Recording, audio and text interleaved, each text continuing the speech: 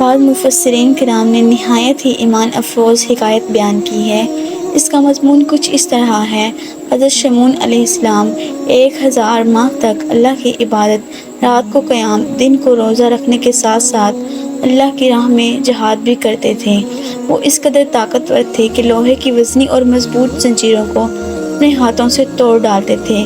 کفار نے جب یہ دیکھا کہ حضرت شمعون پر کوئی حربہ کار نہیں ہوتا تو باہم مشورہ کرنے کے بعد بہت سارے مال و دولت کا لالچ دے کر آپ کی زوجہ کو اس بات پر آمادہ کر دیا کہ وہ کسی رات نیند کی حالت میں پائیں تو انہیں نہایت ہی مضبوط رسیوں سے خوب اچھی طرح جکڑ کر ان کے حوالے کر دے۔ چنانچہ بے وفا بیوی نے ایسا ہی کیا۔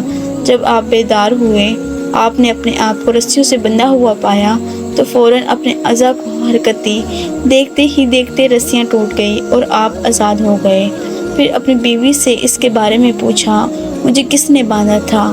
بے وفا بیوی نے وفاداری کی نقلی اداؤں سے جھوٹ موٹ کہہ دیا، میں آپ کی طاقت کا اندازہ کر رہی تھی۔ آپ ان رسیوں سے کس طرح اپنے آپ کو آزاد کرواتے ہیں؟ بات رفع دفع ہو گئی۔ ایک بار ناکام ہونے کے باوجود بے وفا بیوی نے ہمت نہیں ہاری اور مسلسل اس بات کی طاق میں رہی کہ کب آپ پر نیند طاری ہو اور وہ انہیں باندھ دے۔ آخرکار پھر موقع مل گیا، لہٰذا جب آپ پر نیند کا غلبہ پیدا ہوا تو اس ظالمہ نے نہایت ہی چالاکی کے ساتھ آپ کو لوہے کی زنجیروں سے اچھی طرح جکڑ دیا۔ جو ہی آپ کی آنکھ کھلی، آپ نے ایک ہی جھٹکے سے زنجیروں کی ایک ایک کڑی الگ کر دی اور بآسانی آزاد ہو گئے۔ بیوی نے یہ منظر دیکھا تو سٹپٹا گئی، مگر مکاری سے کام لیتے ہوئے وہی بات دہرا دی کہ میں آپ کو آزما رہی تھی۔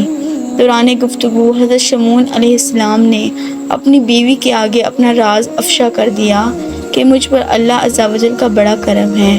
اس نے مجھے اپنی ولایت کا شرف عنایت فرمایا ہے۔